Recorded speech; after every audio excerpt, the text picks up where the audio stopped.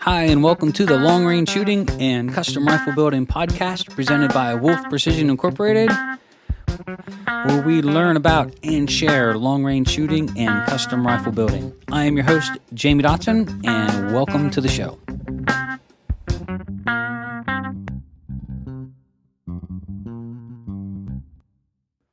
Hi, and welcome to episode 27 of Wolf Precision's Long Range Shooting and Custom Rifle Building podcast. I'm your host, Jamie Dotson, and in this show, we're going to be talking about King of the Mountain in Seneca Rocks, West Virginia. So we have a really cool event that we do every August where we take shooters down to the mountain. We're going to talk a little bit about it and what's coming. We leave for that tomorrow.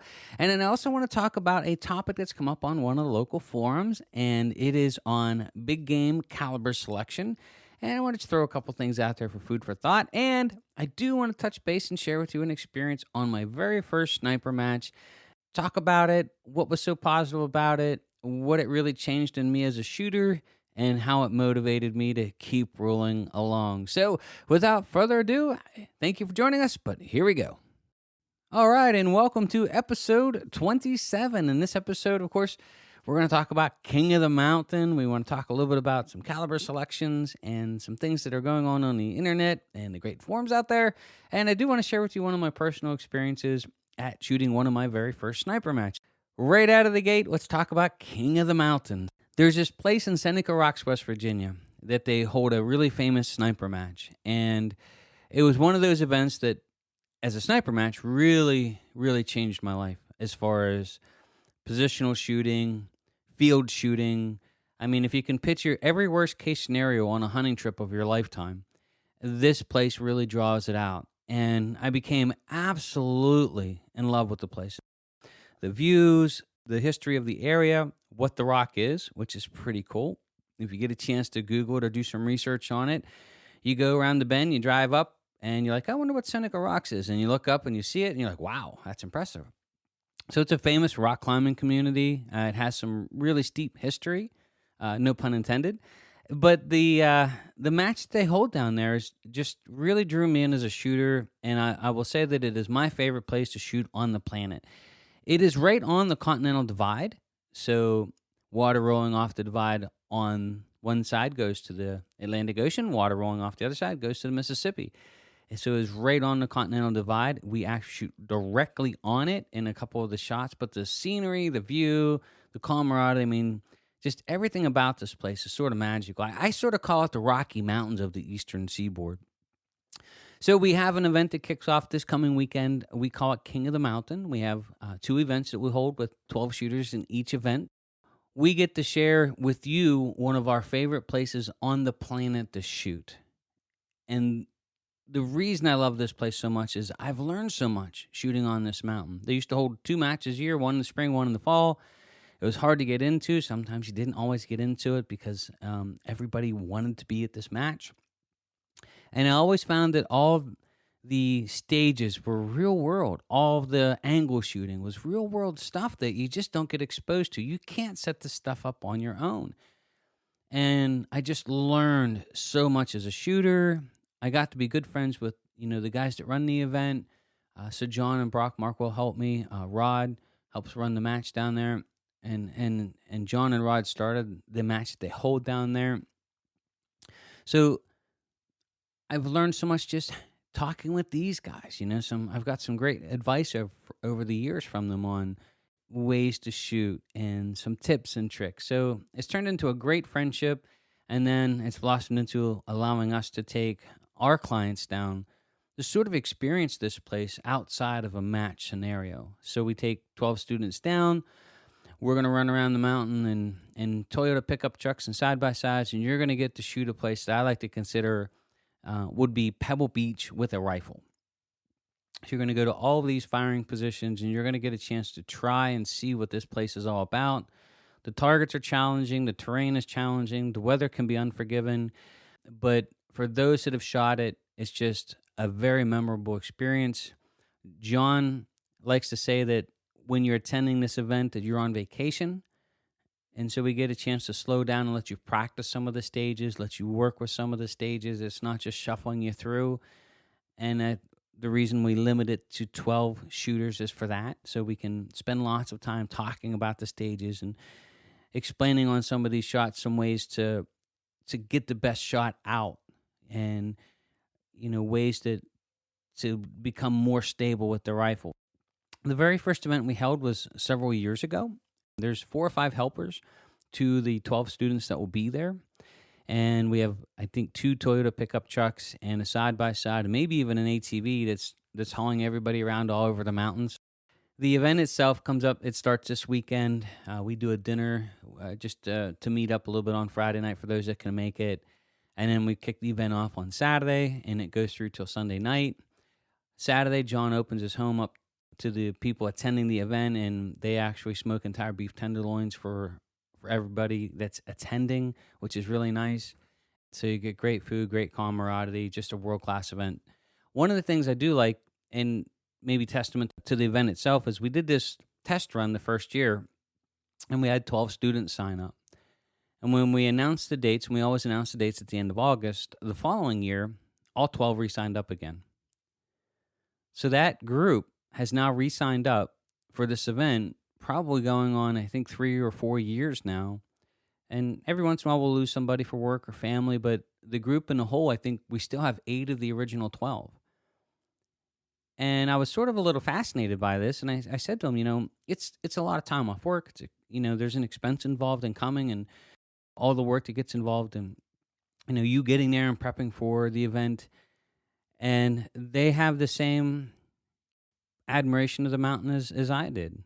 They're absolutely fascinated by it. It's common for them to say that this is one of the coolest places I've ever shot in my life, type deal. You'll hear them say that I've learned so much, just 2 days here on the mountain as a shooter. Again, this is why I fell in love with the place. So it's really cool that I get to share this with you. Now, we upped it to 2 events. We usually hold 2 events in August because we don't want to put any more than 12 students in a particular event or class. So it's real-world shooting. You have to come with your rifle doped out. You have to be squared away with your kit. You have to have bipods, rear bags, just everything you would take on a hunting trip or a match. All of that comes with you. And we do mandate that the only people that can attend the event have to be school alumni. And the reason for this is no place to come without being prepared for what you're going to get into. So we have to have a prerequisite and say, okay, we have to have a certain level of competency.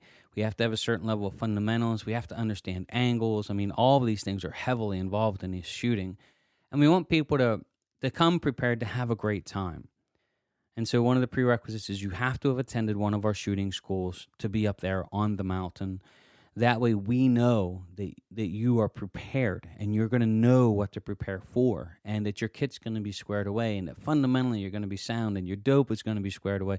So that way you get to come and really enjoy the mountain itself. And also the plus side is we know everybody there. We don't have people signing up for the event that we don't know.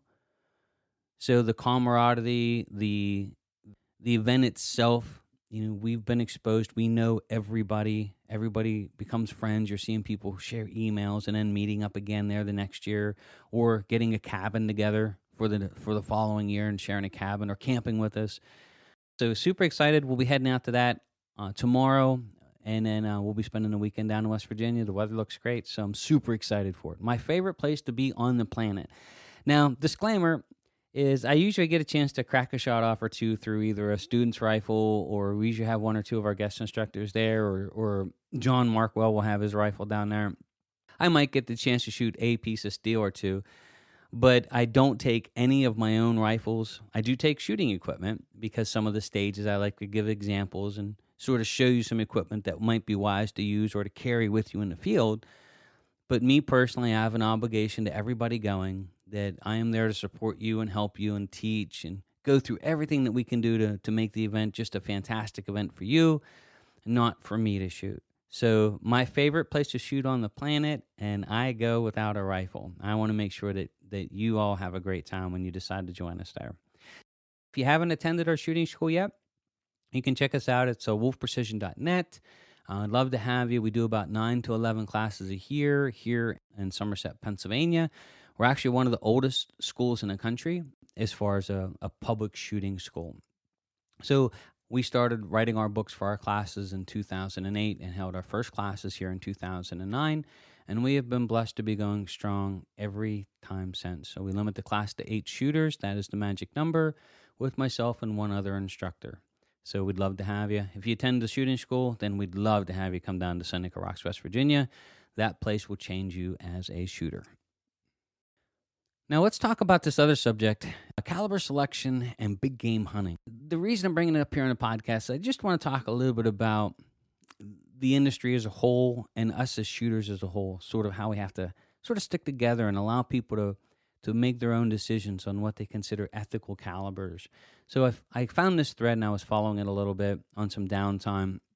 A gentleman was asking about what is the smallest, lowest recoiling caliber rifle that I could build for an elk rifle for my dad. And I thought it was a great question. Well, several pages in, you can sort of see where guys are going all over the place and then going at each other. So there's a gentleman that chimed in and said that we've killed over 100 elk with 223s. And using the right bullet, hitting them in the vitals, kills them every single time. And boy, all heck broke loose. So guys were on the far right side saying, Magnum-itis, you can't shoot them with anything less than a 300 Win Mag or 338, Weatherby or all these other calibers. Man, they were just attacking this guy. And for me personally, I have my personal minimum requirements that I set. But that doesn't mean that I should have to insist that you follow my minimum requirements. I guess the reason I'm bringing this up here is the guy really made a lot of valid points. And the guy that was shooting the 223 about how the vitals are only 1 inch in under the ribs. And if you hit him in the right spot, shot placement, it'll kill him every single time. I know somebody else in the great state of Idaho whose dad's killed lots of deer with an elk with 243 and even a 22 250 shot placement, shooting them in the neck at 150 200 yards. Am I an advocate of it? No, I mean, I have my personal standards, but yeah, sure. I always say thank God for bow hunters, because they've proven to us that we can sneak within about 50 yards of anything. But if we applied the same argument to bows and we said, okay, the guys that are shooting the crossbows, they might look at compound bows and say, well, still there's a lot of error, chances of bad shots. And the guys with crossbows, looking at compound bows. And then, of course, you've got traditional bows or recurves, old school. And you might have the guys with compound bows saying, hey, there's not enough energy, you've got no sights on it. That's a traditional bow. How are you shooting a big game animal with that? Well, I always say be careful when you start placing your own, because, we start dividing ourselves and saying that everybody has to comply to what everybody else believes. And I think that's sort of a dangerous area to get into as hunters and as shooters. Am I an advocate of shooting animals with 223s?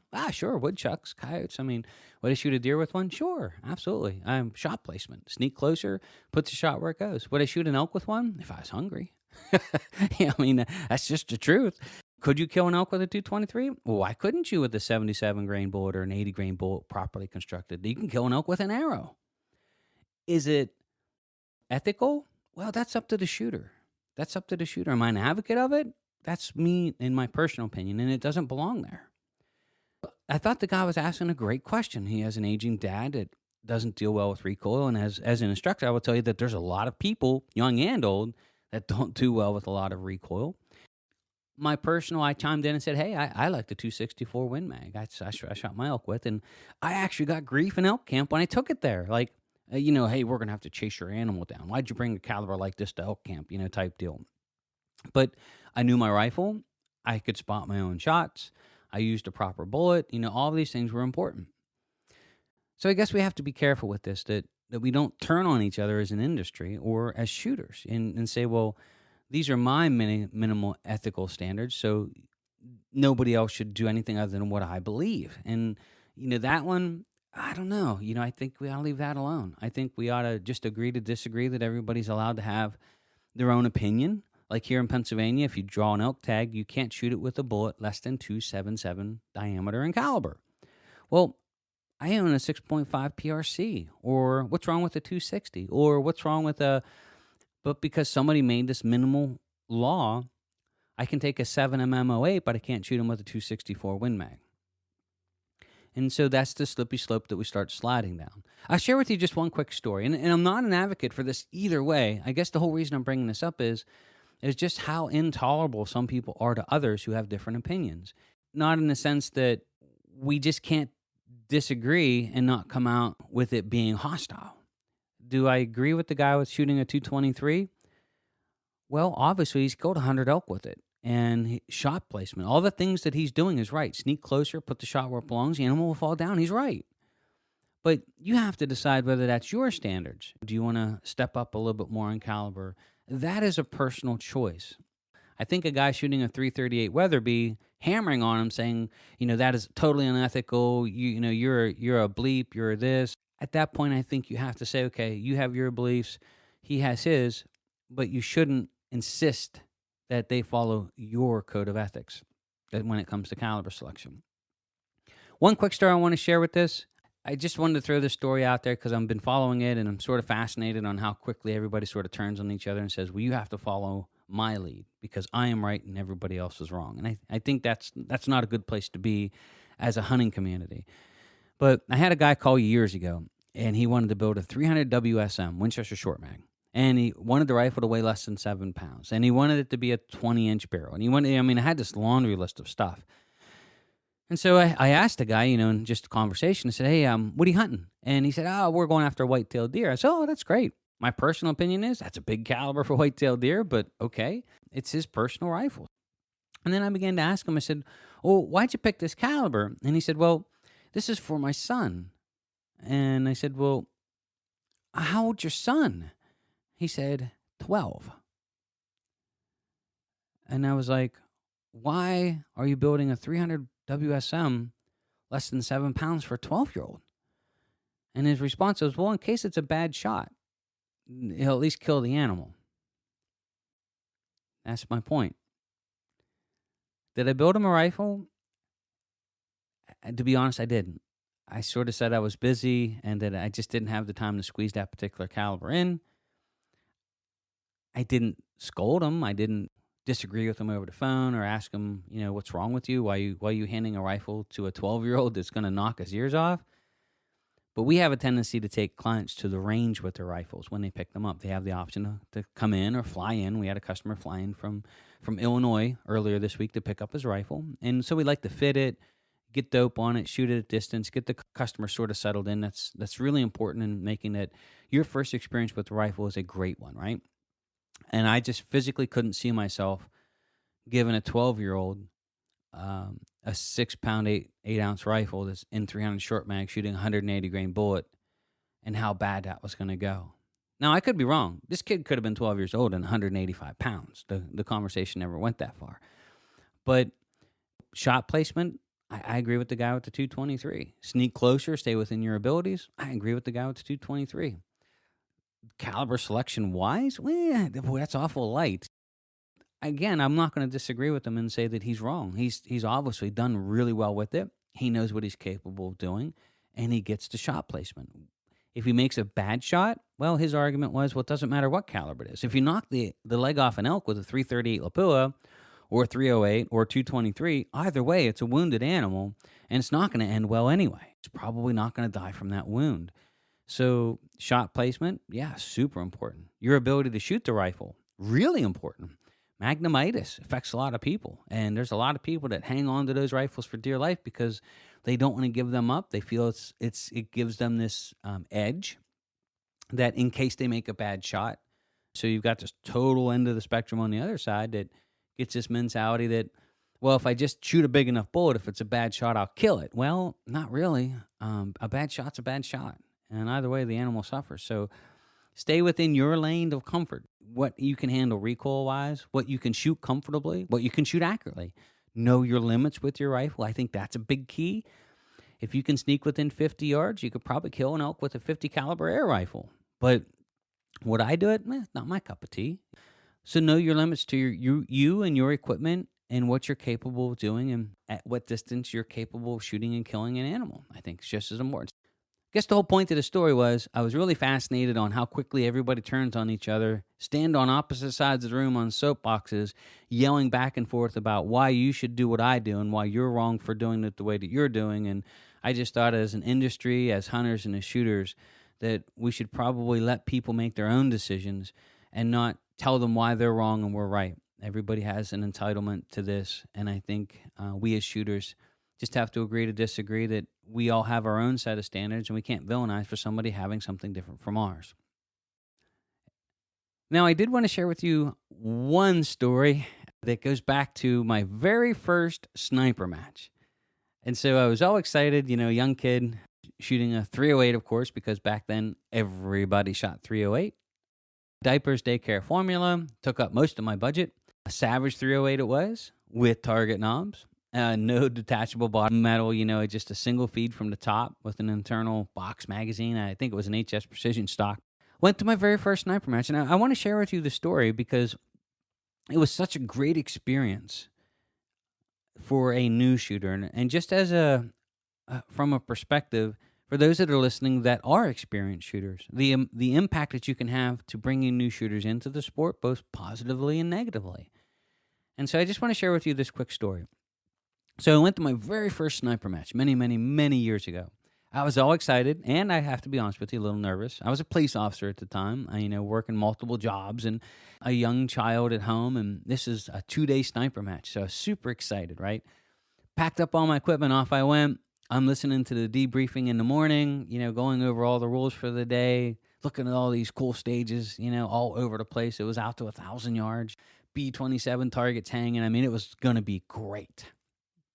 And in walked the guy that was a sponsored shooter, his sponsored shirt and full $7,000 or $8,000 racing rig. And back in those days, that was a lot of money. So the guy was maybe a little arrogant, in his talking. He was prior service, and so he had a little bit of that pumping his shoulders up a little bit, as with a lot of us were. Anyway, short version, long story. In my mind, I'm thinking, oh my gosh, I'm standing here with my $600 Savage. What am I doing? I'm going to embarrass myself. Here's a guy with a full-blown sponsored $7,000 race rig, probably without the optics, and I just feel totally undergunned. And I decided that, I'm going to go for it and stay and enjoy the match. And, of course, this guy really had a little bit of an ego involved, and, he had already won the match. So, short version, long story. 2 days of the sniper match went by. I did give up a lot of points because I had the single feed from the top. I did not have a detachable box magazine for the Savage. And so there were some high volume shooting stages where I dropped a couple points here and there. But I will say, as a police officer and a varmint hunter, that I could shoot a woodchuck at distance. And so hitting a piece of steel is no different.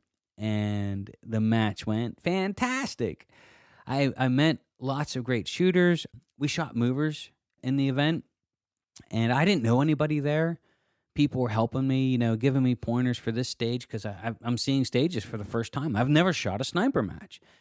I'm shooting movers, and this guy, who later turned out to be, his name was Jim, here this stranger plopped down behind me and was spotting for me on the mover. And so I'm shooting a 308, a little bit more recoil, so spotting your shots at 700-800 yards is pretty hard.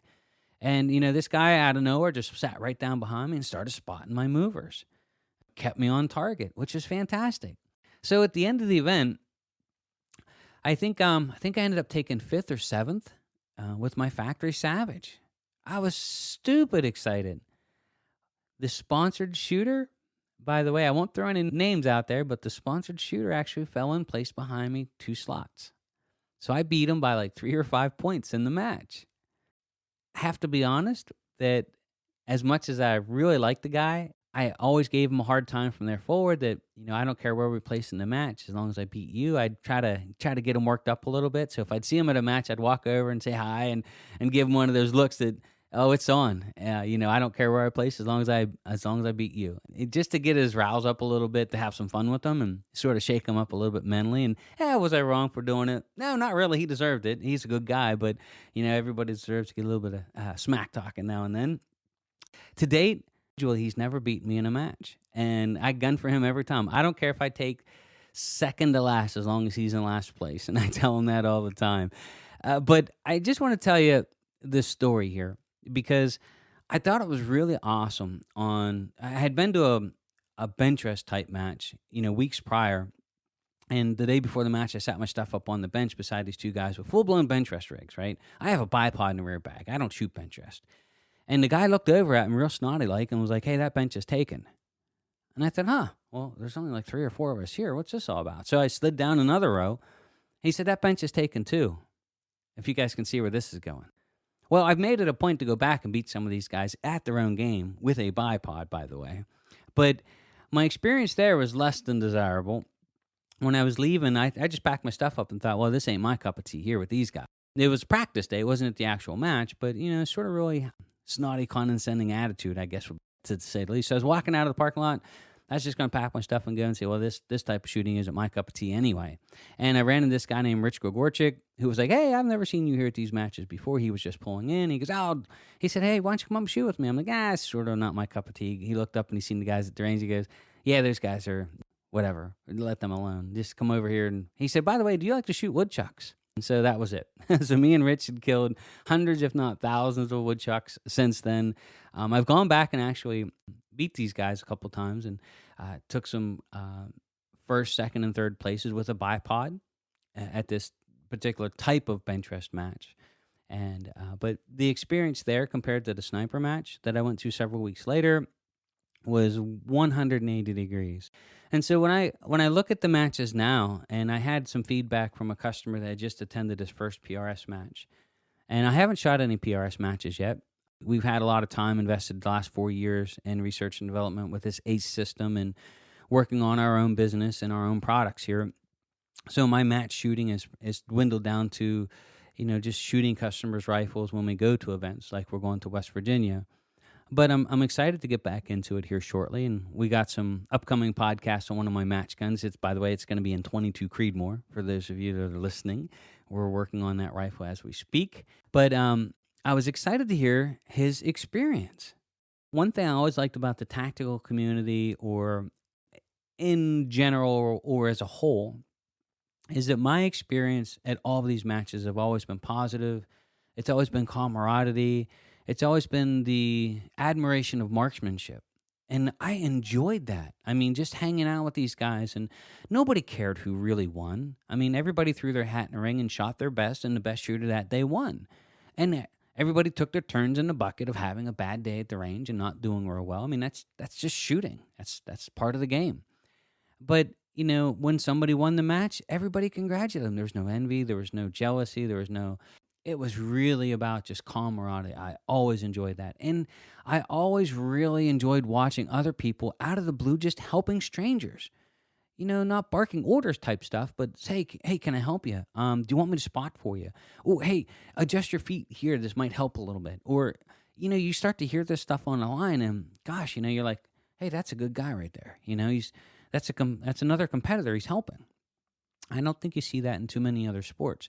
So the reason I'm sharing this story with you is we had some customers come back from their PRS match recently, and I got a phone call, and he had the same experience I did. He said how open everybody was, how helpful people were. Yes, it's a competition, and yes, people want to win, and yes, they're sponsored shooters, sure, everywhere. Why not? They worked really hard to get up to that skill set that they can now use their skill set to help them in their shooting career. Sure, no problem there whatsoever.